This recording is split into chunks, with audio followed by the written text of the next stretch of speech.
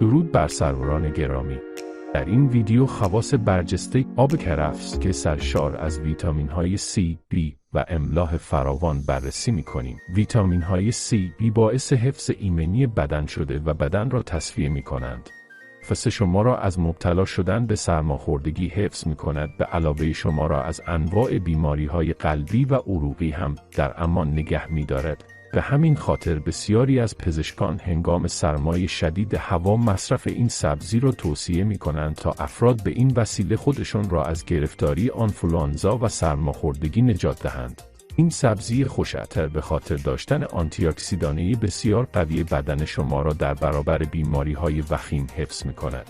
ضمن آن آب کرفس به خاطر داشتن اسید فنولیک در بدن به گونه‌های عمل می‌کنه که در نهایت جلوی رشد تومورهای سرطانی گرفته می‌شود، چرا که این ماده قادر است از افزایش یکی از انبوه‌ها که در پیشرفت تومورهای سرطانی مؤثر است جلوگیری کند.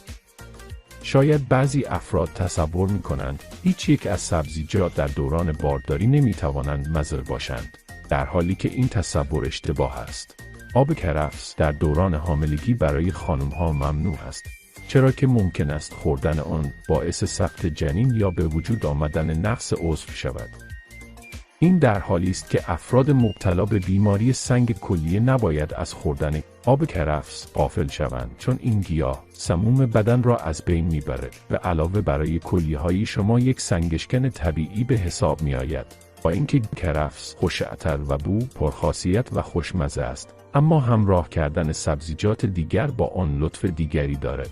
کافی است جعفری خوشبو را به کرفس اضافه کنید تا هم یک تجربه متفاوت داشته باشید و هم خود را از ابتلا به سرطان خون محافظت کنید. ترکیب کرفس با لیمو، هویج، پرتقال، کاهو و سبزیجات دیگر می تواند هر بار برای شما تازگی به وجود بیاورد. ضمن آنکه ممکن است نوشیدن آب کرفس به تنهایی برای بسیاری افراد دلچسب نباشد.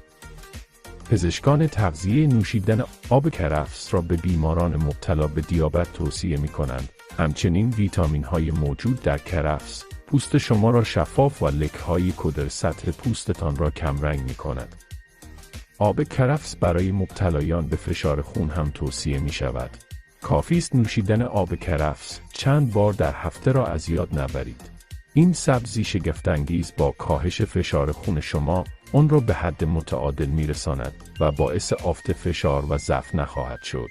جالب است بدانید خوردن کرفس به اعصاب شما شب‌هایی که به خاطر مشکل‌های ذهنی یا سردرد دچار کمخوابی یا بیخوابی شده اید. این گیاه با روغن‌های طبیعی، املاح و ویتامین‌های مورد نیاز شما کرفس گن اعصابتان به حساب می‌آید. به علاوه اگر مدام از قرص‌های تمدد اعصاب استفاده می‌کنید، بهتر است آنها را کنار بذارید. چند وعده غذا یا سالاد تهیه شده با کرفس را در برنامه بگنجانید تا آرامشتان بازگردد. برخی معتقدند تأثیر کرفس به مراتب از قرص‌های بیخوابی بیشتر است. البته مضرات مواد شیمیایی را هم به همراه ندارد. کرفس باعث خوشبو شدن دهان می شود و عطر آن تا ساعتها در کام شما باقی می ماند. آب کرفس گرایش‌های شما به مواد قندی را کنترل می کند و میلتان را به شیرینیجات کاهش می دهد. به همین خاطر پس از مدت زمانی متوجه می شوید که دیگر مثل سابق شیرینی و غذاهای چرب و سنگین میل نمی کنید و همین موضوع باعث لاغر شدن شما می شود. کافی است با حذف نوشابه از برنامه غذاییتان آب کرفس را با غذایتان همراه کنید. علاوه بر بهره‌مندی از دیگر خواص این گیاه مفید، پس از مدتی متوجه کاهش وزنتان هم خواهید شد. کرفس کالری نسبتاً پایینی دارد، اما در عین حال دارای فیبر زیادی است. به همین خاطر اشتهای شما را میان وعده‌های غذایی کنترل می‌کند. همچنین آب کرفس دارای مقدار قابل توجهی کلسیم است که خاصیت چربی سوزی دارد. از این به بعد علاوه بر نوشیدن آب این گیاه، در سالادهای خود آب کرفس خام مصرف کنید تا سالم و لاغر بمانید. بسیاری نگران به هم ریختن معده و دردهای شکمی پس از مصرف سبزیجات هستند. اما آب کرفس به هضم غذا کمک می‌کند و هیچ یک از این عوارض را برای شما به همراه نمی‌آورد. پس هر چه می‌خواهید آب کرفس میل کنید. شما با خوردن آن نه تنها چاق نمی‌شید، علاوه بر خانم‌های باردار، افرادی که مبتلا به بیماری سر هستند هم نباید آب کرفس بخورند. خوردن این گیاه توسط این افراد باعث تشدید حملات و تشنج خواهد شد.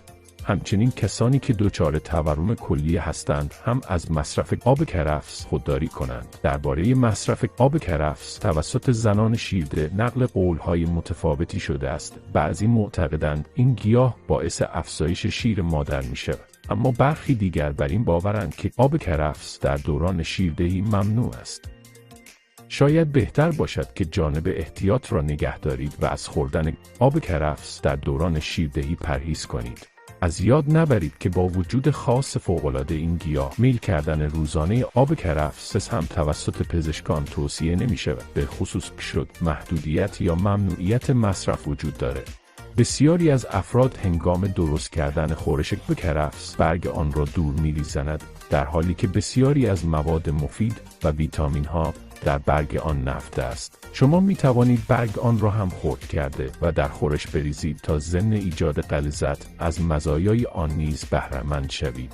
البته فراموش نکنید که در صورت استفاده از برگ کرفس هنگام آبگیری کمی آب پرتقال یا هویج به اون اضافه کنید تا اندک مزه تلخ اون از بین بره. برگ کرفس حاوی ویتامین آ و آهن، اسید فولیک دارد.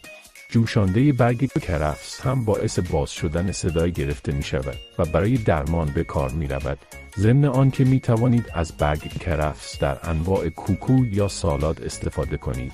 سپاس و تشکر از شما سروران گرامی که تا پایان این ویدیو با ما بودید. فراموش نکنید که کانال ما را لایک و سابسکرایب کنید. همیشه سرافراز و تندرست باشید.